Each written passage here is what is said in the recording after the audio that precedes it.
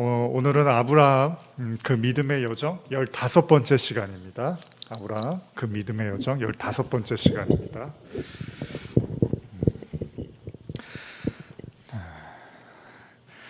창세기 20장 1절에서 3절까지의 말씀을 우리 함께 같이 읽겠습니다.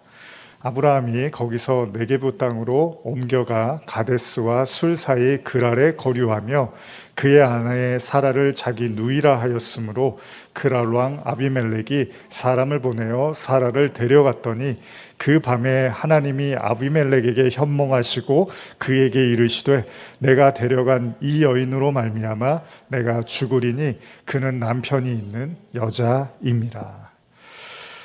사실 오늘 내용은 여러분들이 제가 굳이 설교를 많이 하지 않아도 이미 예전에 한번 나눴던 똑같은 내용이 지금 나오고 있습니다. 우리가 지난 시간에 소돔과 고모라 이야기를 쭉 나눴죠. 그리고 롯을 구원하시죠. 근데 왜요? 아브라함을 생각하사 롯을 구원하셨죠.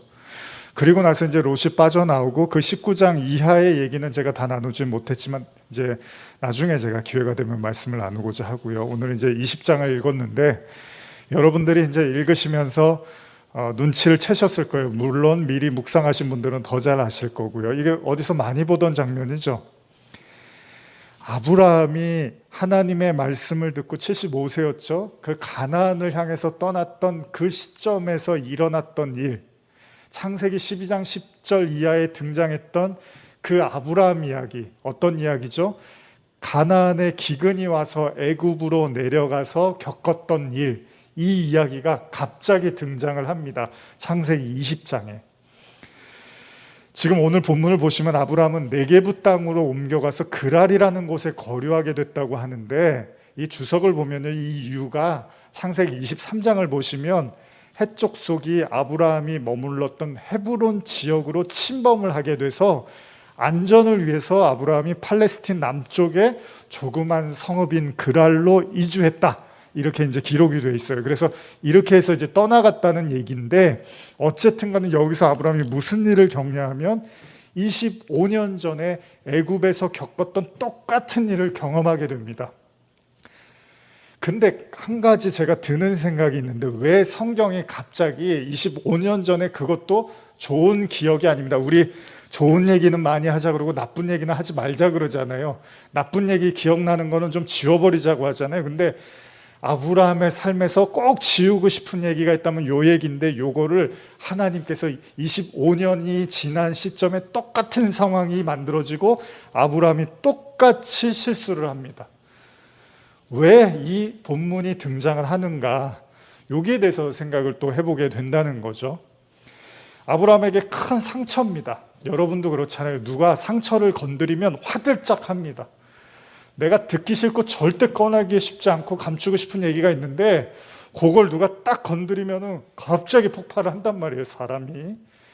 그런데 지금 이 이야기가 그런 얘기라는 거예요. 왜요? 자기 목숨을 부지하려고 자신의 아내를 누이라고 속였던 이야기, 그래서 애굽 왕에게 자신의 아내를 넘겨줬던 이야기, 그러나 하나님께서 도와주셔서 또 위기를 넘겼던 이야기, 그러나 아브라함 마음속에는 늘 미안함으로 남아있을 그런 상처 아닌 상처와 같은 이야기. 물론 당시의 상황이나 문화가 그랬을지도 몰라요. 이게 자연스러운 일이었는지도 몰라요. 그렇다 하더라도 여러분 사라 입장에 어떻겠습니까? 굉장히 서운하고 남편에 대한 실망이 컸을 법한 이야기입니다. 다행스럽게도 여러분 훗날에 아브라함이 이런 일을 또 하지는 않아요. 최소한 자기가 살려고 아내를 위험에 빠뜨리는 일은 이후에는 없었습니다. 그런데 오늘 또다시 그 일이 일어나고야 만 겁니다. 어찌 보면 이게 힘이 빠지는 이야기예요. 여러분, 사람이 언제 좌절을 하죠?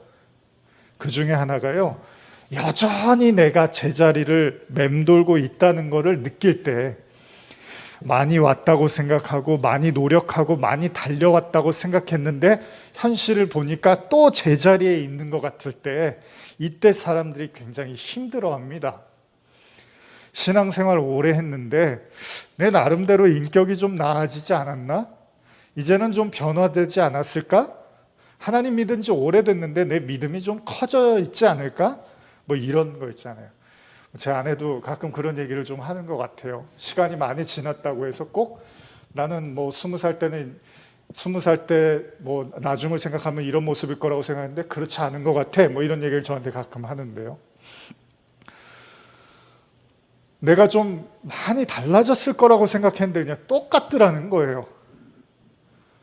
내가 말씀대로 살고 있다고 생각했는데 그렇지가 않더라는 거예요. 정작 어떤 상황이 벌어지니까 인격도 믿음도 그 어떤 것 하나 변하지 않은 자신을 발견하게 될 때 스스로 좌절할 수 있잖아요. 제가 요한복음 읽으면서 좋아하는 게 요한복음 5장인데요. 여러분들 5장에 무슨 내용 나오는지 아시죠? 38년 된 병자가 나옵니다. 제가 그때 38살 때 요 말씀을 되게 좋아했는데 그때 여러 가지로 이제 개척 초기에 막 힘들어하고 뭐 이런저런 어려움들이 있고 이랬을 때 이 38년 된 병자가 참 은혜가 됐어요. 왜냐하면 38년 동안 아무것도 달라진 게 없었어요. 그 38년 동안 그냥 힘들고 어려운 삶을 계속 살다가 그가 베데스다에서 예수를 만나고 갑자기 일어나는 경험을 하게 되죠. 그러나 다른 의미에서 38년 동안 그에게는 아무런 일도 일어나지 않은 거니까 이것은 엄청난 기적에 대한 이야기이기도 하지만 동시에 그 기적이 일어나기 직전까지의 참으로 멈춰있는, 정지되어 있는 힘겨운 시간과 같은 이야기도 합니다. 근데 저에겐 그게 위로가 됐어요. 이것은 지금 마치 약속의 아들을 기다리고 있는 아브라함과 다르지 않습니다. 실제로 오늘 본문인 창세기 20장까지도요. 아브라함은 약속에 대한 이야기로 하나님께 수차례 듣기는 하지만 아직까지는 아무것도 주어진 게 없잖아요, 여러분. 이제 다음 주에 드디어 이삭이 나옵니다. 다음 주에. 근데 오늘까지는 아무 일도 일어나질 않았어요. 그냥 기다리라고만 해요, 하나님은. 어찌됐든 간에 38년 된 병자도 예수를 만납니다. 그죠? 38년이 지나서 예수를 만나고 그 자리에서 일어나는 엄청난 축복을 경험하게 되고 새로운 삶을 살게 됩니다. 그러나 그 환희의 기쁨의 순간이 있기까지의 그에게 38년이 필요했어요. 그 시간은 어쩌면 절망이고 괴로웠을지도 모릅니다. 흔히들 여러분 무언가 성공하기 위해서 굉장히 많은 실패를 경험하게 됩니다. 지금이야 자전거 타시는 분들 많죠? 자전거 타는 게 굉장히 쉽고 당연한 일이잖아요. 그런데 처음에는 많이 넘어졌어요. 중심을 잡기가 너무 어렵다는 거죠. 지금이야 제가 운전대 잡고 운전하는 게 그냥 일상이 됐지만 물론 지금도 뭐 초보 같은 마음으로 운전을 합니다, 항상. 근데 처음에는 운전할 때가 하루하루가 기적 같았어요.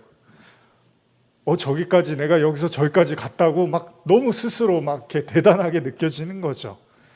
여러분 무언가 집요하고 끈기 있게 애써야 될 때가 있습니다. 그래야지 어느 순간에 그게 나에게 일상이 되어서 다가오기 때문입니다. 여러분 아이들도 그렇잖아요. 처음 아이가 걸을 때 얼마나 신기합니까?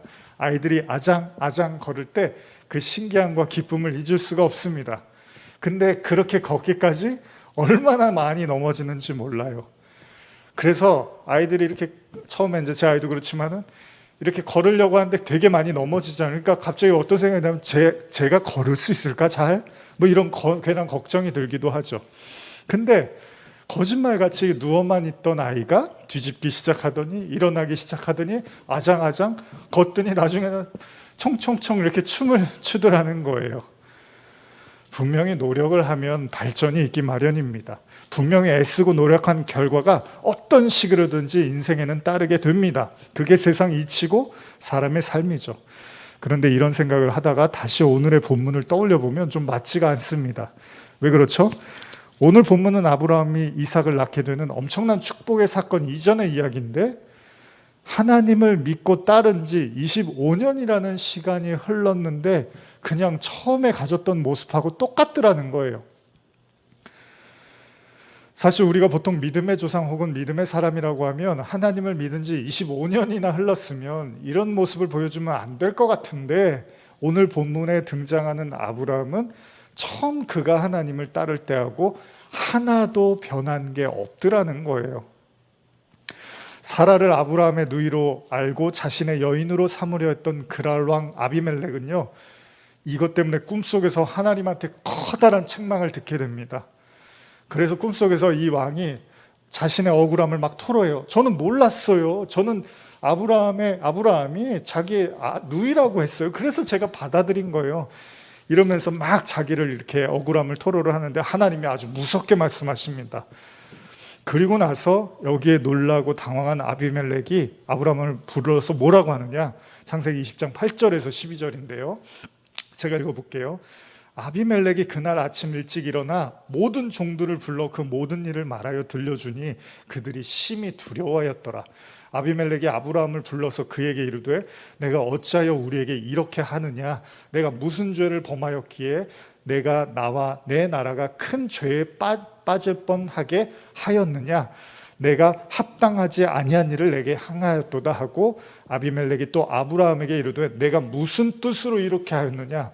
아브라함이 이르되 이곳에서는 하나님을 두려워함이 없으니 내 아내로 말미암아서 사람들이 나를 죽일까 생각하였으며 또 그는 정말로 나의 이복누이로서 내 아내가 되었습니다.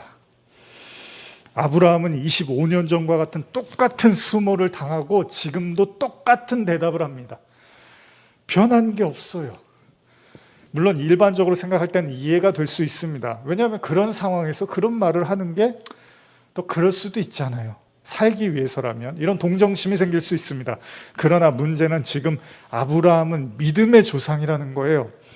신약에서 예수님을 따르던 그 제자들의 순교를 생각하면 왠지 아브라함의 모습이 궁색해 보입니다.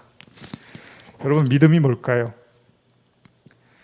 아브라함의 모습을 보면서 한번 생각해 보게 되죠. 도대체 믿음이라는 게 뭘까? 솔직히 말하지만 지난 창세기 12장에서 시작해서 오늘 20장에 이르기까지 여러분, 아브라함이 이렇다 할 믿음의 모습을 보여준 게 있나요? 한 가지 있다면 아브라함이 조카 롯을 구하려고 자신의 군사들을 데리고 가서 구해왔던 모습, 그리고 조카하고 땅으로 인해서 다툼이 생겼을 때 네가 하고 싶은 대로 해라라는 관대함을 보였던 모습, 이거는 있었지만 그렇게 아브라함이 믿음으로 대단한 모습을 보여준 거는 별로 없었던 것 같아요. 거의 이제 이스마엘 이야기 때문에 옥신각신 싸우고 이런 얘기잖아요. 지난 소돔과 고모라 사건 때도 하나님에게 왜 의인과 악인을 함께 심판하냐고 하나님께 핀잔도 늘어났고요. 약속의 자녀 주신다고 할 때도 아내하고 함께 비웃었던 그였습니다. 최소한 그런 모습을 봐서는 그의 믿음이 엄청나게 성장했거나 대단해 보이지는 않아 보입니다. 오늘 이 사건도 이것을 아주 선명하게 보여주고 있습니다. 다시 말한다면 약속을 믿고 하나님을 따른 지 25년이 지났지만 믿음의 변화가 없다라는 거예요. 만약 그렇다면 단순히 신앙생활을 또 오래 한 것만으로 그 신앙을 평가하는 것도 꼭 맞지 않을 수도 있다는 겁니다. 예전에 어르신들, 제가 이제 중학생 학생부 때나 이렇게 교회 가면 어른들이 이제 대표 기도하시는 거 보면 자주 하시던 기도가 뭐냐면 교회 문지방만 드나드는 신앙 되지 않게 해달라, 이런 기도들 참 많이 하시죠. 이게 무슨 말이죠? 아무리 교회를 들락달락 했다 하더라도 그것이 반드시 신앙이 성장했다는 얘기는 아니라는 거죠. 그러니까 평생을 또 교회를 다녔다고 해서 하나님을 못 만난 사람도 있고요. 또 반대로 짧은 시간이지만 또 하나님을 깊이 만난 경우도 있어요. 그러니까 겉만 보고는 또 모르는 거예요, 신앙이라는 거는. 당장 아브라함은 곤란한 처지에 있습니다. 하나님께서 명년 이맘때, 즉 100세가 되는 시점에 사라를 통해서 아들을 주시겠다고 했는데 지금 그 사라를 아비멜렉 왕에게 넘겨줘 버렸어요. 이게 어처구니가 없는 상황이 벌어진 거예요. 만약에 이 상황이 그냥 진행이 돼버리면 아브라함의 믿음은 실패로 돌아가고 그 인생도 끝나버리는 거예요. 하나님의 언약도 사라져버리는 거예요. 왜요? 아브라함이 또 거짓말해갖고 또 자기 목숨 살려고 또 이래갖고 아내도 잃어버리고 망해버리는 상황이 될 수 있다는 겁니다. 어쩌면 처음 시작할 때 끝났어야 될 이야기가 25년이 지나서 끝나게 되는, 어차피 끝날 얘기였는데 이제 와서 끝나는구나, 이렇게 돼버리는 것처럼 보여요. 아브라함은 예전과 그대로 속수무책으로 당하고 있고요. 목숨을 부지하기 위해서 한마디도 못합니다. 그리고 한다는 소리가 그리고 실제로도 내 누이예요, 뭐 또 이런 얘기를 하고 있어요. 여러분 무슨 이야기를 하고 싶은 걸까요? 가정의 달인데 또 이렇게 아브라함을 제가 이렇게 까는 설교를 무슨 얘기를 하는 걸까요? 하나님의 언약은요, 하나님이 이루신다는 얘기를 하고 싶은 겁니다. 아브라함한테는요, 그 언약을 이루기 위해서 보탤 수 있는 어떤 힘도 여력도 없다는 걸 성경이 아주 여실히 보여주고 있습니다. 이대로만 진행이 되면 사라는 왕한테 넘어가고 아브라함은 그냥 빈손으로 혼자 돌아가야 되는 처절한 신세가 돼버려요. 여기서 하나님이 개입을 안 해버리면 그냥 끝나는 거예요. 믿음의 조상이고 뭐고 없어요. 아브라함은 그냥 무력한 자로 보입니다. 우리가 지난주에 나눴던 티끌과 먼지 같은 사람처럼 보입니다. 가끔 제가 식물의 씨를 보면서 어렸을 때 참 신기하다고 생각한 적이 있어요. 여러분도 그렇죠? 이 손톱보다도 작은 이 씨앗이요, 땅에 심기고 물을 주고 햇볕을 받았더니 줄기가 나고 싹이 나고 그리고 나서 열매를 맺고 나무가 되더라는 거예요. 이게 씨가 대단한 건지 햇볕과 물이 대단한 건지 마냥 신기했던 때가 있습니다. 그런 씨가 그냥 아무런 자극이나 도움을 받지 못하면 어떻게 되죠? 그냥 흙처럼 썩어서 없어져 버려요. 여러분, 씨가 아무리 좋아도요, 거기에 햇볕과 물이 들어가지 않으면 그냥 없어져 버리는 겁니다. 그게 반드시 심겨주고 환경에 도움이 있어야지만 결실을 맺더라는 거예요. 지금 아브라함이 그렇습니다, 여러분. 아무리 그가 믿음의 조상이라고 한들 하나님이 도와주시지 않으면요, 그냥 여러 가지 형태로 박살이 날 인생이었다는 거예요. 오늘도 그렇잖아요. 그런데 이런 위기의 순간마다 하나님이 아브라함을 따라다니셔요. 심지어는 아비멜렉의 꿈에까지 나타나서 아주 엄포를 놓으십니다. 뒤처리는 다 해주세요, 하나님이. 사라를 아비멜렉에게 빼앗기자 득달같이 그에게 꿈에 나타나서 엄포를 하시는데 뭐라고 하죠? 같이 읽어볼까요? 창세기 20장 7절인데요. 이제 그 사람의 아내를 돌려보내라. 그는 선지자라. 그가 너를 위하여 기도하리니 내가 살려니와 내가 돌려보내지 아니하면 너와 내게 속한 자가 다 반드시 죽을 줄 알지니라. 얼마나 무섭습니까?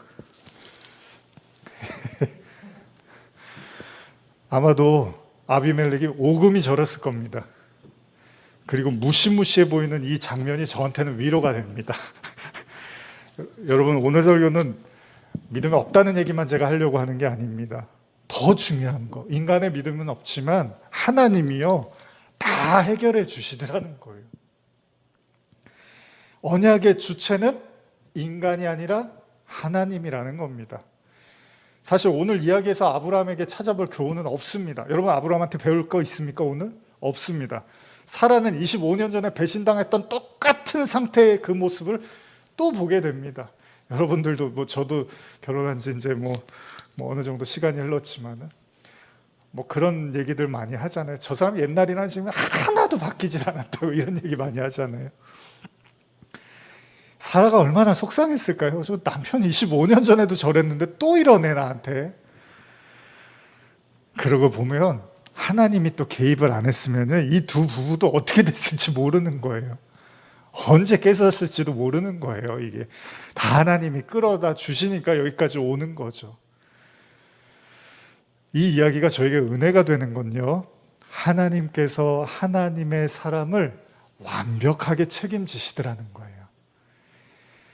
아브라함이 믿음이 있고 없고가 하나님한테 아무런 문제가 안 되더라는 거예요. 때때로 우리는요, 뭘 하나 선택할 때 그런 사람들 있잖아요. 이게 이렇게 선택하면 이렇게 될 것 같고 이렇게 선택하면 이렇게 될 거고 막 선택을 못 해요. 왜요? 그 다음을 하나님한테는 못 맡겨요. 내 선택에 모든 게 달려있다고 생각하는 사람들이 많잖아요. 물론 빤히 보이는 나쁜 선택을 하는 성도들은 없습니다. 대부분은 고만고만해 보이는 상황에서 원치는 않지만 불가피한 어떤 선택을 해야 되는 시점에서 우리가 굉장히 고민을 많이 하더라는 거예요. 마치 내가 잘못해서 오판을 하면 망하겠지, 커다란 손해를 보겠지 등등의 염려를 많이 합니다. 그런데 지금까지 아브라함의 이야기에서 우리가 얻게 되는 한 가지 교훈은 그의 잘못된 판단이 하나님의 언약을 훼손시키지 못하더라는 거예요. 그의 선택이 옳던 틀리던 의롭던 그리하지 못하던 간에 지혜롭던 무지하던 간에 하나님은 아브라함에게 작정하신 언약을 그대로 쭉 밀고 가시더라는 거예요. 그러니까 자신의 판단이나 선택에도 너무 주목할 필요가 없습니다. 인간이 다 거기서 오는 거잖아요. 괴로움이 조금이라도 더 이익을 보려고 고민을 하는 건데 여기에도 너무 집착할 필요가 없어요. 기도하고 결정했으면 그 다음엔 하나님께 그냥 맡기고 가는 거예요. 어차피 몰라요. 우리도 이게 옳은지 그른지는. 내가 옳아서도 아니고 내가 반드시 맞아서도 아닙니다. 내가 맞을 수도 있고 틀릴 수도 있지만 중요한 건 하나님이 그 성도를 반드시 이끌어가고 책임져 주신다는 겁니다. 그렇다고 이 모든 게 우리에게는 아무런 책임도 없고 아무렇게도 해도 된다, 이런 얘기는 더더욱 아닙니다. 사실 제가 강조하고 싶은 게 이 부분인데요. 성도가 신앙의 여정에서 반드시 배워야 되는 게 뭔가 하면 우리의 의가 하나님의 언약을 결정지을 수 없다는 겁니다. 무슨 말입니까? 우리가 의로워서 구원받는 게 아닌 것처럼 우리가 의롭다고 해서 하나님의 언약이 이루어지는 게 아니라는 겁니다. 지난주에 다 나누지 못했던 소돔과 고모라를 탈출한 롯의 이야기 한번 생각해 보세요. 읽어보신 분들 알죠? 창세기 19장 후반부에 나타나는 롯의 이야기는 우리의 눈을 의심하게 만듭니다. 그 딸들과 롯의 이야기 있잖아요. 과연 이게 구원받은 사람이 맞는가라고 생각할 정도의 모습이 나타납니다. 그런데도 불구하고 신약에선 롯을 구원받았다고 한단 말이에요, 여러분. 어쩌면 이건 노아의 방주에서 구원받은 노아가 훗날 술에 취해서 자식들에게 하체를 드러냈잖아요. 이것도 잘못된 거죠. 그런데 하나님은 그런 거 가지고 노아를 평가하지 않더라는 거예요. 오늘 등장한 믿음의 조상 아브라함도 마찬가지입니다. 절대 믿음의 사람이 이런 모습을 보여주면 안 되는데, 그래서 목숨을 부지하기 위해서 거짓말하고 있는데, 그것도 신앙이 25년이나 지났는데 하나님은 문제 삼지 않더라는 거예요.